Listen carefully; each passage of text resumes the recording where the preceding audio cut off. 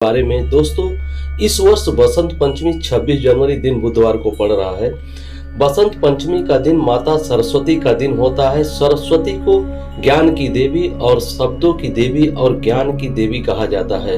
अपितु रावण संहिता में रावण ने स्वयं लक्ष्मी को सरस्वती कहा है। सरस्वती ज्ञान की प्राप्ति जिस व्यक्ति को होती है, उसके द्वार पर उसके जीवन में कभी भी धन की समस्याएं हो ही नहीं सकती है।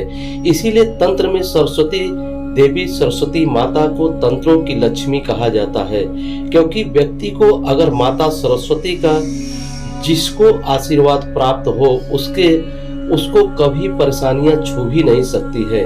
क्योंकि कोई भी व्यक्ति परेशानियों में तभी पड़ता है जब उसके अंदर ज्ञान की कमी होती है।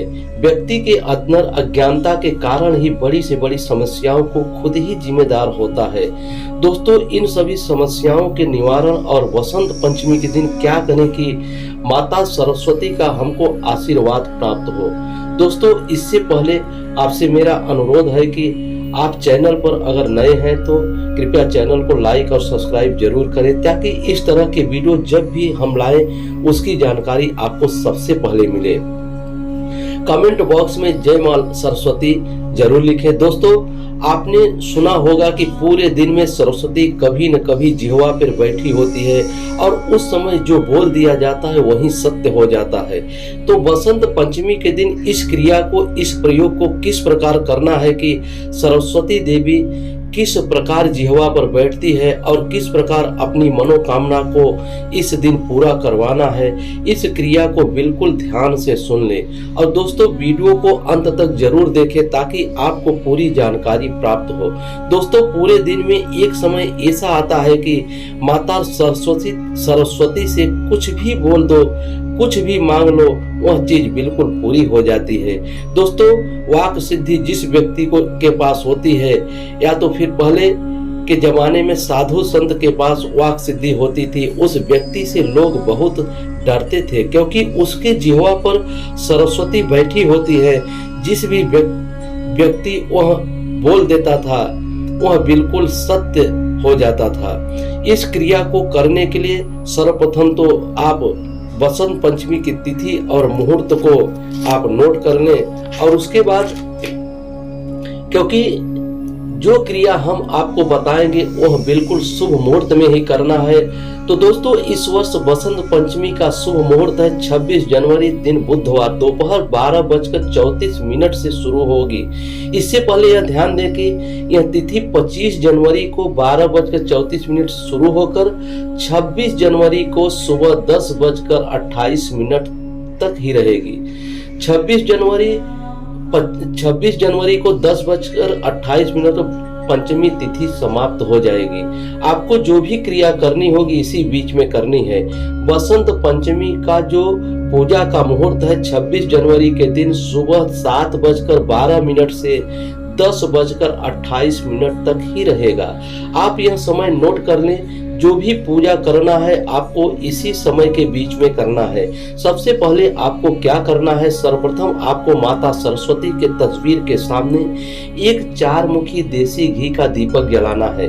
ध्यान रखें कि पूजा स्थल जो भी हो वह बिल्कुल एकांत होना चाहिए, और कोशिश यह करना चाहिए कि जो भी क्रिया आप करें वह ब्रह्म मुहूर्त में होगा तो और अच्छा होगा। जैसा कि 3:30 बजे से लेकर 4:30 बजे के बीच में यह क्रिया करना है, और इसी समय को ब्रह्म मुहूर्त कहा जाता है। सर्वप्रथम आपको आसन लगाकर बैठ जाना है, जैसा कि आपको बताया गया है। 4 मुखी दीपक जलाना है और उसके बाद बिल्कुल आंख बंद करके माता सरस्वती का ध्यान लगाना है, और कम से कम 5 मिनट तक माता सरस्वती को तीसरी आंख से आपको देखना है। बिल्कुल आंख बंद करने के बाद माता सरस्वती का रूप आपको दिखाई देना चाहिए।